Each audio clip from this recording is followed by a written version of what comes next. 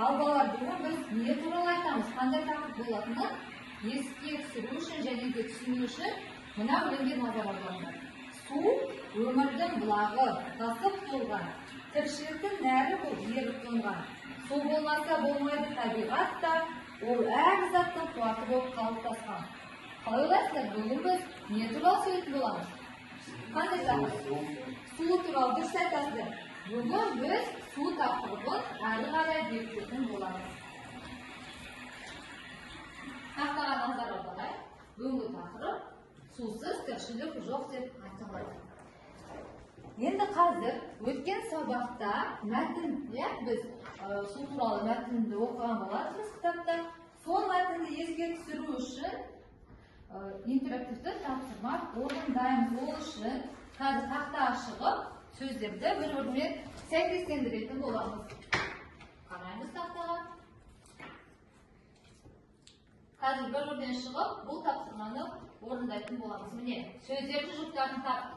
Яғни біздерді адам денесі күніне ішу керек, негізгі еріткіш, энергия көзі, адам ауруға шалдығады, 100 литр су деген сөздер берген, соларды жұптарын табамыз. Кәне кім бірінші келеді? Кәне келісіге отыр екен, келе ойлаймыз. Оқимыз. Жақсы, су энергия көзі. Отыра ғой. Жақсы, ең сонда кесіретін боламыз. Деміз келеді.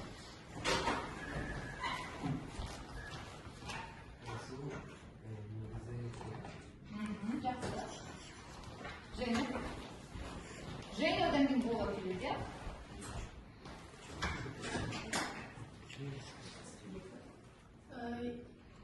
Екі су.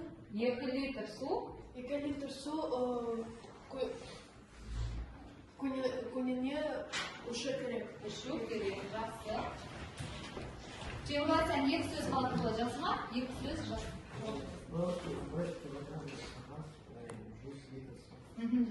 1 килограмм қаза 100 литр су керек дейді. Ең Темір, саған 2 соғын сөз алады. 70% судан тұрады. Адам денесі 70% судан тұрады. Жақсы. Адам ауруға шалдығады.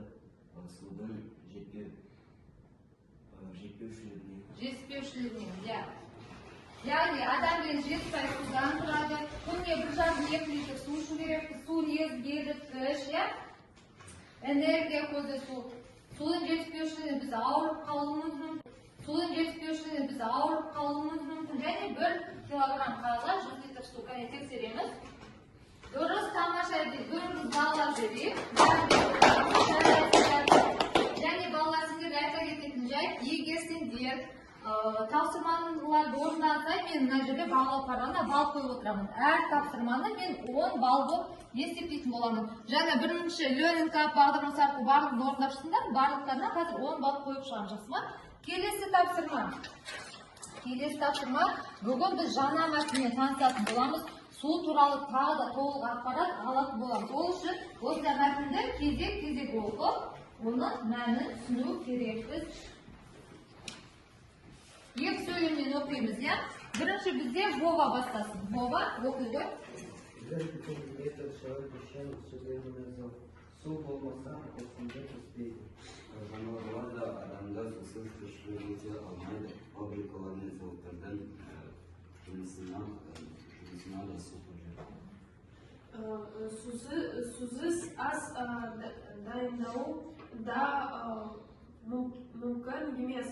Суды ішіміз сумен жуанамыз, кір жуамыз.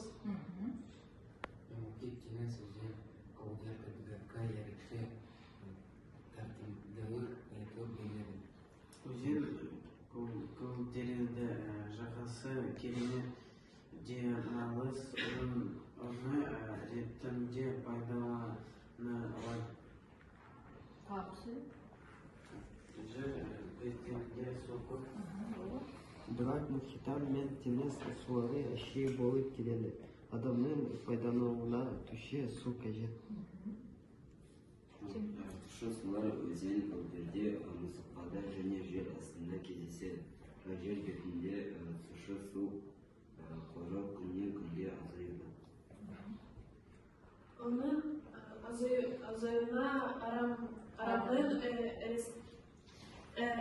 көп. Жер бетіндегі әр адам суды қорғауы те.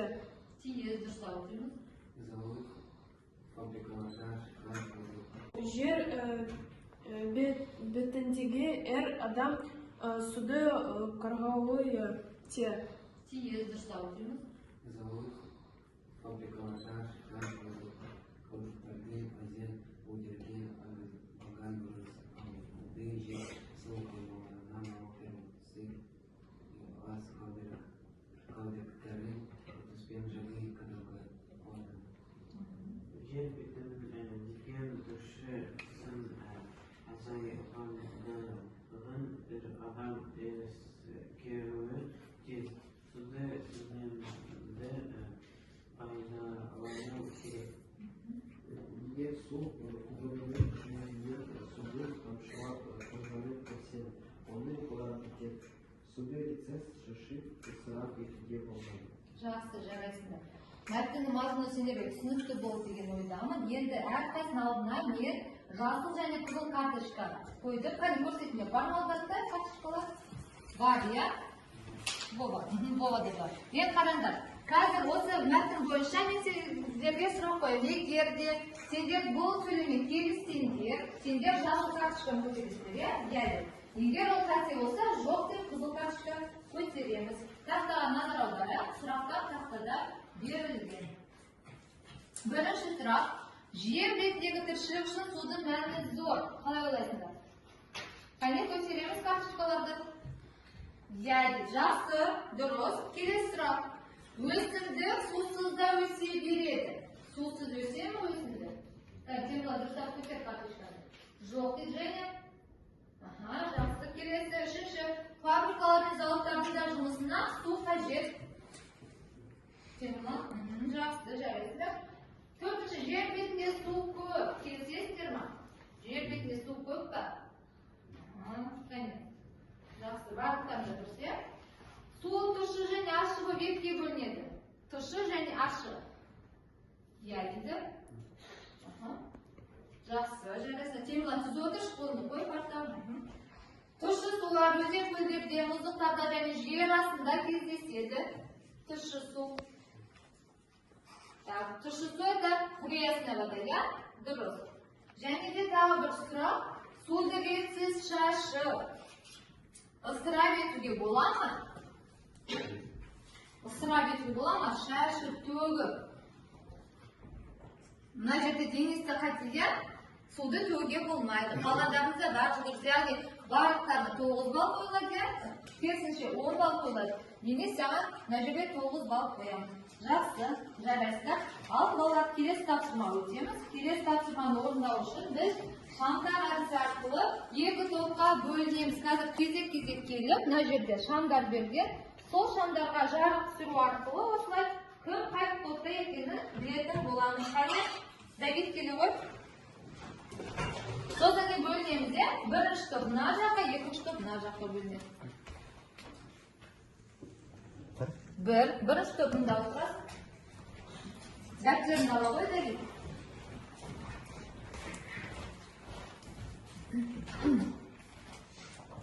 Бір жақсы, Давидтің астына бар, дәптерін ала ғой, Денис. Келесі, Денис.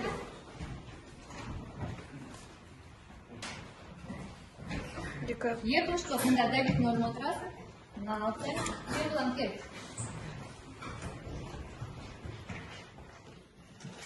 Нешінші топ екен? Бірінші топ. Жылдарыңыз отырасыз, Бова кел. Бова жауабы шешуші болады. Бова. Ал балалар, болдық деген ойдамын. Бірінші топ сендерге сарқырама суреті берген, келіңдер ортаға. Қандай мәтін жазыңдар? Сарқырама өзінің сынауымен күшімен таң қалдыратын табиғаттан ең асылы құбылыстарының бірі. Су шаман себеп объективтен оқуға ауаның жаңа хош елестермен талдырады. Табиғатқа судың маңызы өте зор. Жақсы. Негізі мәтін жақсы құрастырылды. жарайсыңдар. Екінші топқа көздің суреті берілген болатын. Көл туралы не жазды екен? Тыңдаймыз бірінші топ. Бұл көл үлкен және әдемі. Көк аспанған ұқсайды. Ол ағаштармен қоршалып жұмбақ пен сұлулықты тудырады. Бұл көлде көптеген балықтар мен өсімдіктер бар екені анық. Су гүлден байлығымыз, бұл біздің өміріміздің қайыр көзі.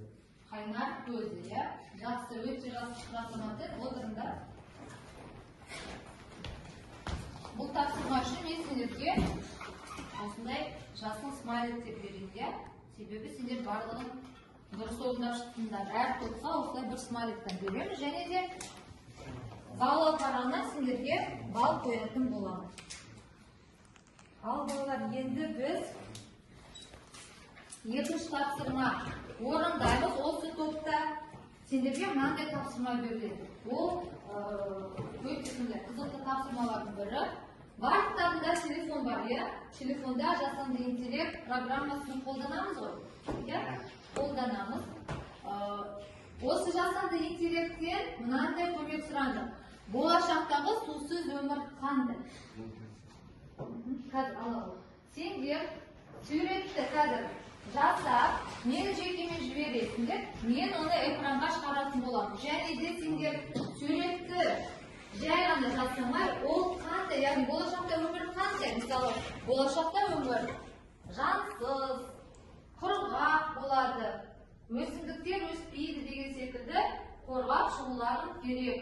Бұл тапсырманы орындауға мен сендерге 7 минуттай уақыт беремін. Ал бастаймыз.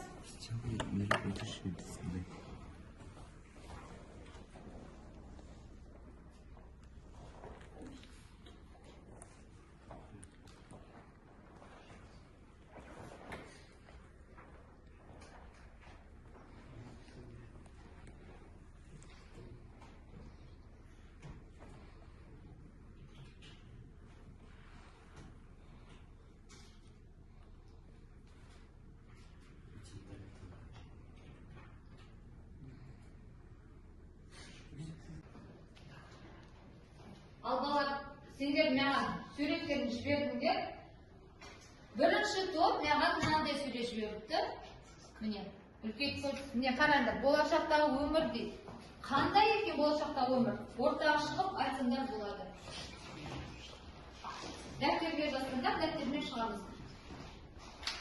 Немесе орындарында айта беріңдер. Болашақтағы өмір мен суреттер қандай?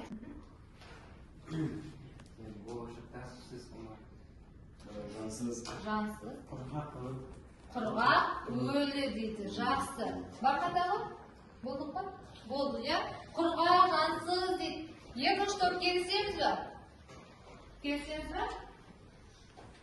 Ал келесі екінші топ маған мынандай сурет жіберіпті. Тақтаға назар аударайық.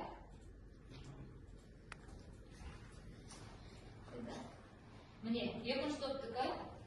Мынандай қып-қызыл құрғақ сурет. Сендер қалай жазыңдар? Біздің сурет бойынша оңай, Ұсқынсыз, Жаман, жансыз. Жаман, жансыз. Қараңдар, екі топта да жансыз деген сөзді қолданысында. Жансыз это безжизненное, да? Жизнь становится такой безжизненной. Жақсы, жарайсыздар. Негізі сендермен мен келісемін, себебі барлықтарын дұрыс істедіңдер, иә? Бұл тапсырмаға да сендерге балл қоятын боламын. Дұрыс орындадыңдар, сол себепті смайлик берем. Яғни бұл смайлик нені білдіреді? Бұл смайлик тапсырма дұрыс орындалды дегенді білдіреді. Темірлан орнына қой. Ал жақсы, енді бізде тағы да тапсырмалар бар. Ол тапсырмаларды орындау үшін балалар біз екінші рет топқа бөлінеміз. Менің қолымда мынандай әдемі карточкалар бар. Осы карточкалар арқылы қазір мына жерге келіп таңдап, екі топқа бөлінеміз. Алмасаңыз оқыңызбен. Кім келеді? Және кел.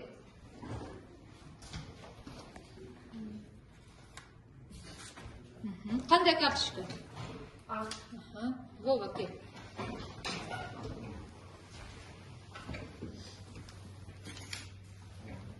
П.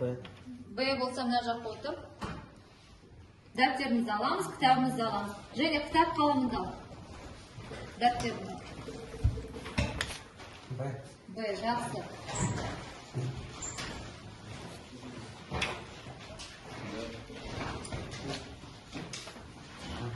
Жақсы. Kitabını da qoy, dedi. Kitap daftarını da al, жақсы. Sendерге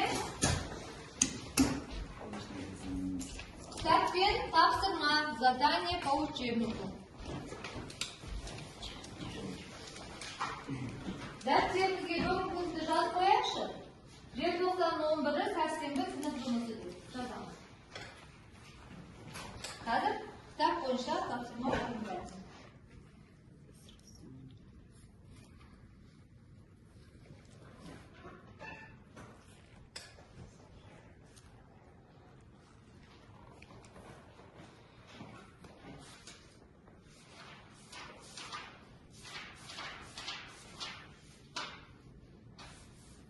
Seksen birinchi betni ochamiz kitobimizni. 81 81 betga bizga 6-chi topshirma berilgan. Suv turali jumboqlarni ma'noviy jihatidan sa'ykeslantirib yozinglar dedi. Hozir sendер bir-biri bilan aqldashib, o'z jumboqlardan jiqlarni topasizlar. Және o'rta qo'llangan keyin taxtada interaktivni topshirma orqali sa'ykeslantiramiz, yaxshimi? Bu topshirmani o'rganib uchun sendерге vaqt beraman. Жалпы 10 minut vaqt beraman. O'rindaymiz.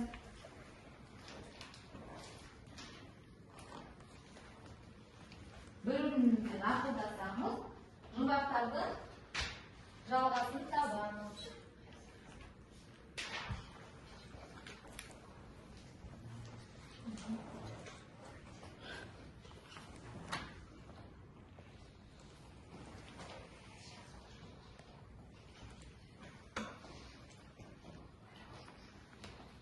Жұмбақтар жылт-жылт етеді дейді, сылт-сылт күледі, еш-тесікте тұрмайды, сақтамаса қолын тек, аяқ жоқ, қолы жоқ. Осы жұмбақтардың екінші сыңарын тауып жазамыз.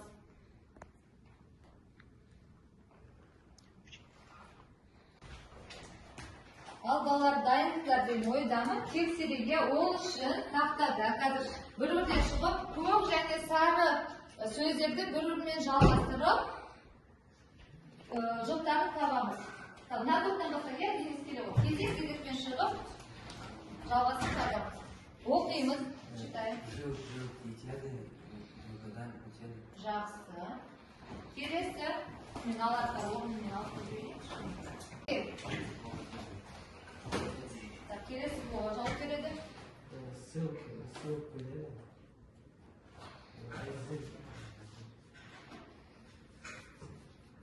Аяқ жоқ жүреді ма? Міне мына жақ. Жақсы, екеу бірге қосылды. Келесі темалар. Үшінші жұмбақ. Дауысымызды қатты шығарып жауап береміз. Еш тесіктер тұрмайды. Аяғы жоқ. Бақша? Бақша тірілі бар. Турайды. Дауысымыз қатты шығарып өтеді, ертеңгі камераны естімей қалуы мүмкін. Және келе ғой. Және сенде сақтамастан қордың тек.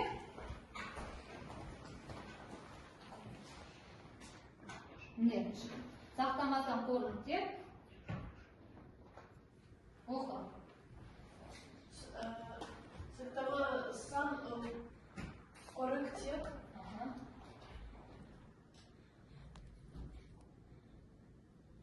Мүмкін науша. Ол жоқта бар тіршілік құрайды. жақсы. Және дәлеттен соңғы сұрауды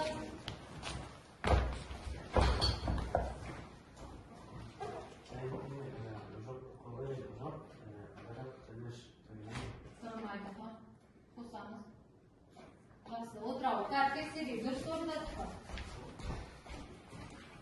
Қараңдар, екі қате кетіпті. Үшінші еш тесіктен тұрмайды.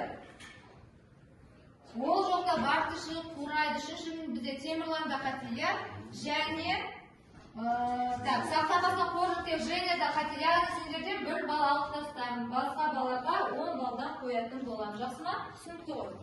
Ал енді балар, келесі тапсырма көшейік. Келесі тапсырма бізде топтық тапсырма. Келесі топтық тапсырма. Қараңдар, сендерге мынандай шығармашылық тапсырма беремін. Әр топқа бір осындай бөтелке су беріледі. Түрлі түсті қағаз, асты қағаз, түрлі түсті қағаз және қайшы беремін. Сендер суға реклама жасайсыңдар. Бұл реклама жасау үшін және сендерге осындай су туралы ақпарат беретін боламын. Су туралы ақпарат беремін. Және түрлі түсті қағаз беремін, иә?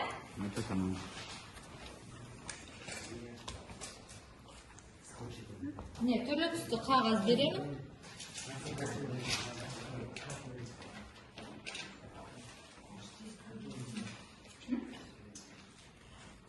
Қараңдар бала, сендер мынаған эмблема жақтырасыздар, иә? Сосын айтасыздар, мысалы, біз таза бұлақ атты су шығардық. Бұл су өте дәмді, пайдалы, құнарлы деген сияқты осы суды қорғап шығасыңдар. Жақсы ма? Бұл тапсырмаға сіздерге қанша 10 минут уақыт беремін, иә? Себебі тапсырма өтсе. Және де фломастер бермекпін бұл міне. Фломастер.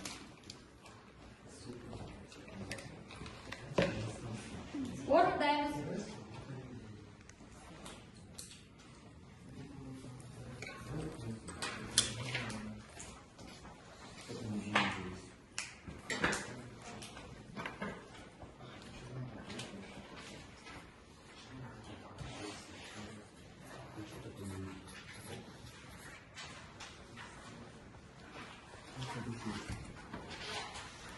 Получается, так можно будет подрезать? Да, тут снизу можно будет подрезать.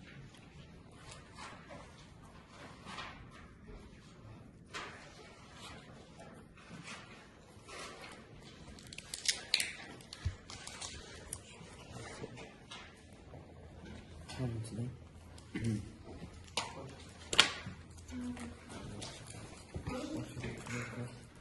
Видите, быстрее, я хочу прикрыть быстрее. Скотч мына топтың астында болады. Скотч берді.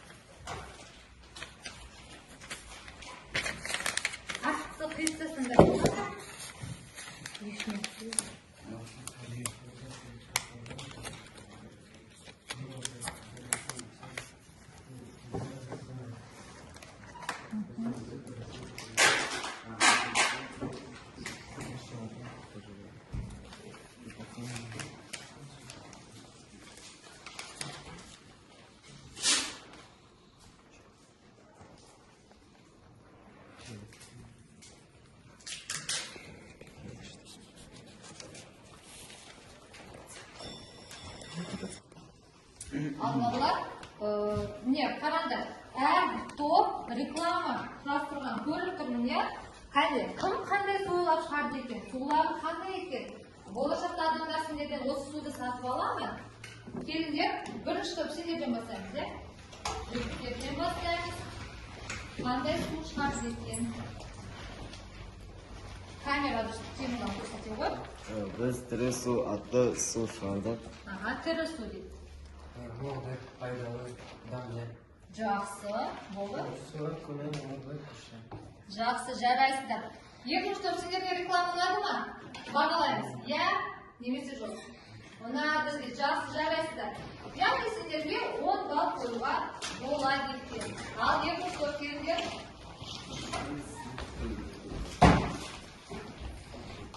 Екінші топтың суына назар аударамыз. Жаныспайлық су. Жаныспайлық суды жақсы. Сулардың қандай? Су бір мен күштен кайнар куза.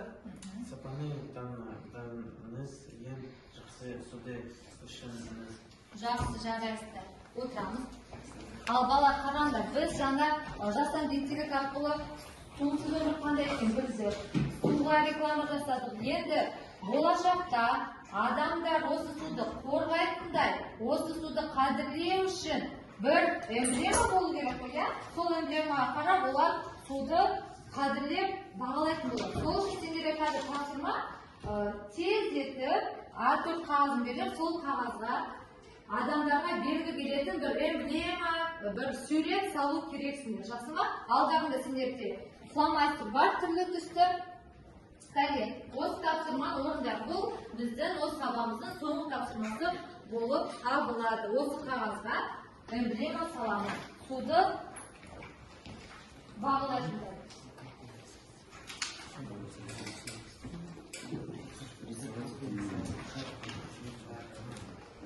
Не саламыз? Адамдар суды қадірлеу керек. Сол эмблеманы көргенде олар суды төкпей, суды қадірлейтін болады.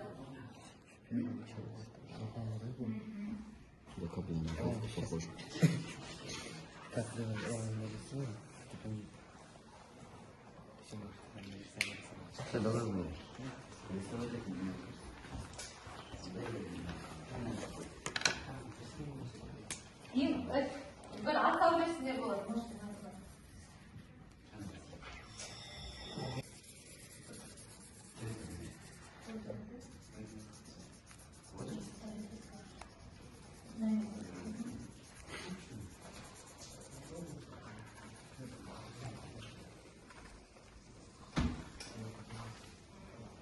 Бірінші топ жақсы жұмыс істеп жатыр, ақылдасы бір-бірімен келісіп тапсырма орындап жатыр, өте жақсы.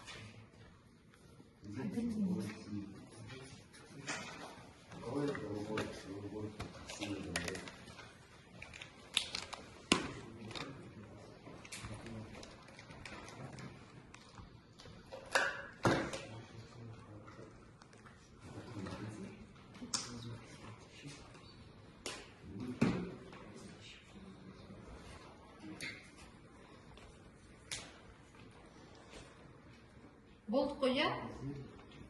Ал тексерейік. Екінші топтан бастайық, иә, осы жол. Екінші топ Женя мен Давид эмблемаларымызды көрсетеміз, орнына жауап берсек болады. Эмблема, қараңдар.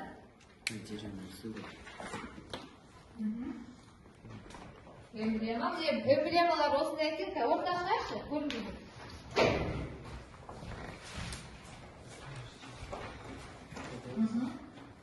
Ал қалай айтасыздар? Суды қадірлеңдер. Қадірлеңдер дейді. Суды қадірлеңдер, яғни цените воду деп атапты. Жақсы, отыра қойыңдар. Мына жақта Денис шығады. Денис, сендерде қандай эмблема? Пайдалы су. Пайдалы су дейді. Жақсы, жарайсыңдар. Ұнады ма бір-бірімізге эмблема? Ұнады, иә? Ал балалар, бүгін біз көптеген тапсырмаларды орындадық, иә? су туралы ақпарат білдік. Сусыз өмір қандай екенін білдік. Суды қадірлеу үшін реклама жасадық, эмблемасыз, көптеген тапсырмалар орындадық. Бұл сендерге көптеген пайдалы ақпарат әкелген ойдамын. Енді сабақтың соңына келгендіктен үйге тапсырмалар қараңдар. Үйге тапсырма. Мына бірінші топ, ұлдар тобы, сендер біздің алдағы су мәселесін кластерге тізбектеп жазасыңдар. Яғни Жаныспай ауылында суға байланысты қандай бізде мәселелер бар? Ол су жиі үзіледі, су құбырлары үзіледі, су болмайды, сол сияқты жазып аламыз тапсырма. Екінші топ, Женя мен Давид, сендер ауылымыздағы су мәселесін шешу үшін қандай жолдар қарастырылған? Шешу жолдарын, яғни су үзілмеу үшін, сумен проблема болмас үшін біз не істеуіміз керек? Соны кластерге дәптерге орындап келесіңіз. Түсінікті ғой, түсінікті ма, тапсырма? Түсінікті, жақсы. Ал бала, бүгінгі сабақты бағалап өтейік, бүгінгі тапсырма, бүгінгі сабақ сендерге ұнаса, мына білім қоржынына сабақ ұнады, маған барлық түсінікті болды, жасыл асық жабыстырамыз. Егер де сабақ түсініксіз, сендерге қиынға түссе, сары асық жабыстырамыз. Және де егер сабақ мүлдем қызықсыз болса, қызыл асықты жабыстырамыз. Бір-бірден келіп бағалаймыз. Одному подходим, Денис, кел.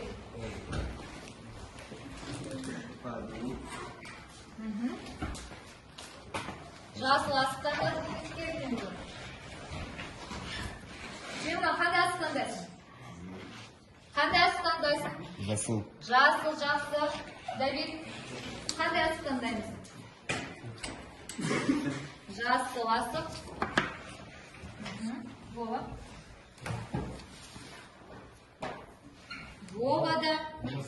Жасыл асық, жақсы. Және сен алдың келеді.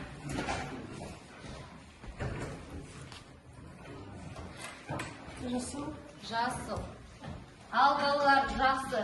Сендер бүгінгі сабақты өздерін бағалап өттіңдер, барлықтарына сабақ ұнапты, сабақ сендерге пайдалы болды деген ойда. Енді мен осы сабаққа қорытынды айтып жіберсем. Қараңдар, сабақ бойы әр тапсырмаға мен сендерге балл қойып отырмын, жалпы 10 балл болды, кейбір тапсырмалар 9 баллға орындалды. Осы соңғы тапсырма, реклама тапсырмасына да 10 балл қоямыз. Жалпы сендерде кейбір балада 48, кейбіреулер 49 балл шығып тұр. Егер де біз осы тапсырмалар санына бөлсек, жалпы алғанда барлықтарында қорытынды баға бүгінгі сабаққа 9 балл шығып тұр. 9 балл дегеніміз ол өте жақсы дегенді білдіреді. Ал балалар, бүгінгі сабақ сендерге пайдалы, қызықты болды деген ойдамын. Болашақта сендер сабақ суды үнемдейсіңдер деген ойдамын. Ал енді сабақтың соңында мына сұраққа жауап беріңдер. Суды үнемдеу үшін балалар, болашақта не істейсіңдер? Суды үнемдеу үшін не істейсіңдер? Женя. Суға қоқыс тастамаймын. Жақсы, қоқыс тастамайды. Және Давид. Суды төкпеймін. Суды төкпейді, жақсы. Темірлан. Жақсы, болды. Көлдерді ластамайды. Артық су қолданбайды. Жақсы, балалар, бұл жауаптар өте дұрыс. Осы айтқан сөздерді сендер, осы уәделерін ұстайсыздар деген үміттемін. Болашақта біздің өмірімізде, біздің жер шарымызда таза су көп болсын, суды үнемдейік, табиғатымызды аялайық, себебі ол біздің ортақ үйіміз. Бүгінгі сабақ осымен аяқталды. Барлықтарына рахмет, сау болыңдар.